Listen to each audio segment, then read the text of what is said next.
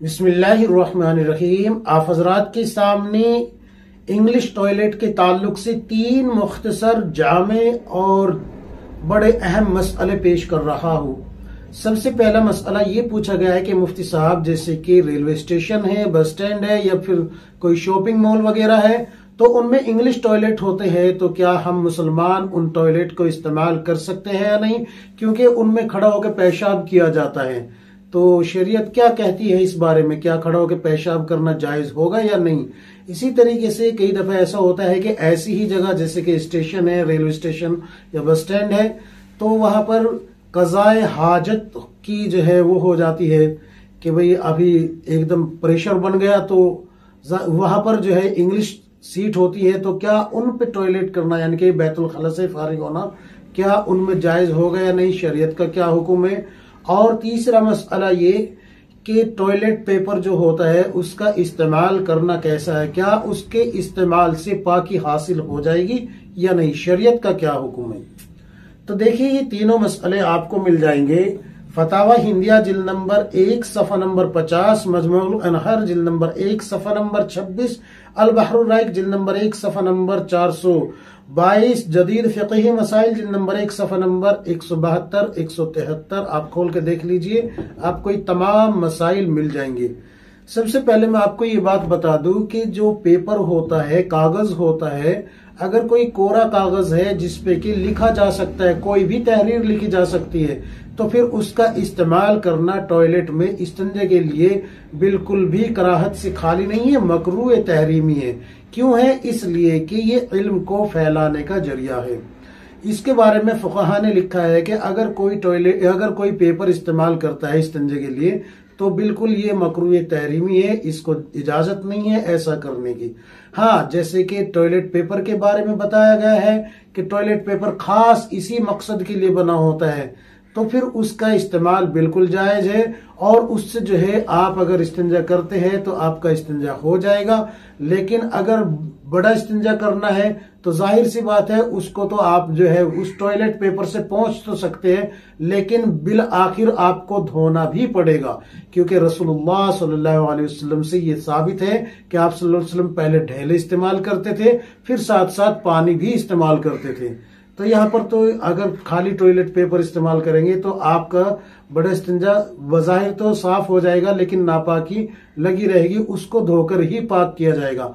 रहा छोटे इस्तिंजे के बारे में, तो छोटे इस्तिंजे का हुक्म यह है कि आपने टॉयलेट पेपर जो इस्तेमाल किया है उससे आप छोटा इस्तिंजा कर सकते हैं, उसमें कोई कराहत नहीं है, कोई कबाहत नहीं है। लेकिन अगर कोई और दूसरा पेपर है जिसपे लिखा जा सकता था, उसका इस्तेमाल मकरूह तहरीमी है, आप उसका इस्तेमाल नहीं करेंगे। अब आते हैं कि जो खड़े होकर पेशाब करने के टॉयलेट बने हुए हैं उनका इस्तेमाल करना। तो देखिए, रसूलुल्लाह सल्लल्लाहु अलैहि वसल्लम ने खड़े होकर पेशाब करने को मना फरमाया है, लेकिन बुखारी शरीफ में कुछ रिवायतें मिलती है कि आप सल्लल्लाहु अलैहि वसल्लम ने खुद खड़े होकर पेशाब किया है। तो रसूलुल्लाह सल्लल्लाहु अलैहि वसल्लम से जो है ये खड़ा होकर पेशाब करना, इस तरीके से उलमा ने लिखा है कि इसमें 2 चीजें हैं, या तो खुद रसूलुल्लाह सल्लल्लाहु अलैहि वसल्लम के घुटने मुबारक में दर्द हो, या फिर वो ऐसी जगह हो जहां पर आप सल्लल्लाहु अलैहि वसल्लम अगर बैठते पेशाब करने के लिए तो पेशाब के छींटे उड़ के ऊपर आ सकते थे।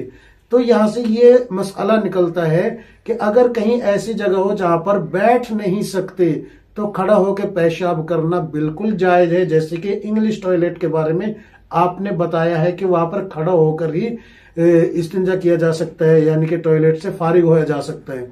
तो फिर यहाँ पर आपके लिए जायज होगा खड़ा होकर टॉयलेट से यानी कि पेशाब से फारिग होना। उन लोगों के लिए भी जरा हुक्म सुन लीजिए जो घुटने के दर्दों से परेशान है, वो भी जो है खड़े होकर पेशाब कर सकते हैं। कोई इतना चुस्त कपड़ा पहने हुए है जैसे कि जींस पहनते हैं लड़के, और अगर वो उसको नीचे उतारते हैं तो पूरा सतर खुलता है, और अगर खाली जो है चैन खोल के फारिग होते हैं तो उसमें फिर जो है बैठ नहीं पाएंगे, बैठेंगे तो पूरा जितना भी पेशाब है उस सब का सब कपड़ों में ही जाएगा वापस, तो कपड़े नापाक हो जाएंगे। तो लिहाजा ऐसे लोगों के लिए भी खड़े होकर पेशाब करने की उलमा ने इजाजत दी है, लेकिन ऐसे लिबास से बचना चाहिए जो कि सुन्नत के खिलाफ हो और जो आपको सुन्नत के खिलाफ चलने पे मजबूर कर दे। ऐसे लिबास से बचना चाहिए। क्योंकि ये लिबास अगर आपकी आदत में शामिल रहेगा तो एक सुन्नत के खिलाफ आप जिंदगी गुजारते रहेंगे।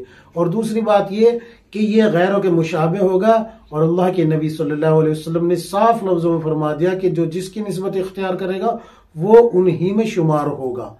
याद रखिए, ये अल्लाह के नबी सल्लल्लाहु अलैहि वसल्लम ने फरमाया। अब आते हैं कि जो टॉयलेट सीट होती है, इंग्लिश सीट, जैसे कि चेयर पे बैठ जाते हैं, तो उसमें कज़ाए हाजत से फारिग होना कैसा है। तो कज़ाए हाजत से फारिग होने के लिए रसूलुल्लाह सल्लल्लाहु अलैहि वसल्लम से जो अहादीस आई है उसमें रिवायत में यह आता है कि रसूलुल्लाह सल्लल्लाहु अलैहि वसल्लम ने फरमाया कि बैठते वक्त जब टॉयलेट के लिए बैठो, यानी कि पाखाना करने के लिए बैठो, तो बाएं पैर पे वजन डाल के बैठो ताकि पेट अच्छे से साफ हो जाए।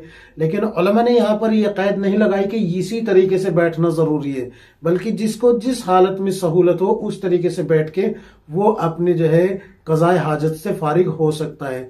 अब ये जो सीट, इंग्लिश वाली सीट का मसला आपने पूछा है, तो देखिए रसूलुल्लाह सल्लल्लाहु अलैहि वसल्लम से खास इस तरीके से कोई भी रिवायत नहीं मिलती कि आप सल्लल्लाहु अलैहि वसल्लम ने कभी ऐसी सीट इस्तेमाल की हो। ना तो उस दौर में ऐसी सीट थी, ना ही इस्तेमाल हुई।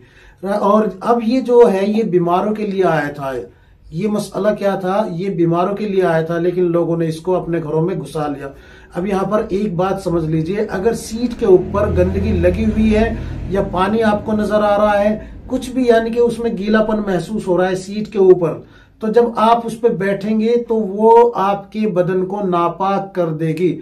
अब जब आप फारिग हो जाएंगे तो सबसे पहले आपको इस्तिंजा करने के बाद अपने बदन के उस हिस्से को धोना जरूरी होगा जो आपसे सीट के साथ चिपका हुआ था, लगा हुआ था।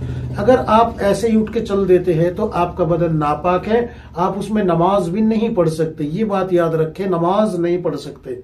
हाँ, एक तरीका है कि आप पहले सीट को अच्छे से धो ले, 3 मरतबा पाक करके साफ करके फिर आप उस पर बैठे, तो फिर वो हिस्सा जहां पर आप बैठे हैं वो सीट से लग गया, वो तो नापाक नहीं होगा। लेकिन जब उसमें जो है पोटी जाएगी, पानी में पड़ेगी, तो पानी उछलेगा और फिर वो आपके बदन पे लगेगा, फिर वो आपका बदन वहां से फिर नापाक हो जाएगा। तो लिहाजा बदन को फिर से धोना पड़ेगा। तो बेहतर और अफजल तरीका यही है कि ऐसी सीट का इस्तेमाल न किया जाए। हत्तल इम्कान कोशिश की जाए कि आप अगर बाहर ऐसी जगह जा रहे हैं तो घर से ऐसी चीजों से फारिग होके जाए। लेकिन अगर कभी रास्ते में ऐसा हो भी जाता है कि भाई पेट में खराबी आ गई, पेट खराब हो गया और आपको ऐसी सीट इस्तेमाल करनी पड़ गई, तो बिल्कुल इजाजत है, कर सकते हैं, बिल्कुल कर सकते हैं। लेकिन अगर नापाकी आपके बदन पर लग गई है तो उसको धोना आपके लिए जरूरी होगा। याद रखें, बदन को धोना जरूरी होगा या फिर आपको सीट पाक करनी होगी पहले। यही मसला लिखा है फ़िक़हाने किताबों के अंदर। अल्लाह तबारक व तआला हम सबको किताब व सुन्नत के मुताबिक जिंदगी गुजारने की तौफीक अता फरमाए। आमीन या रब्बुल आलमीन।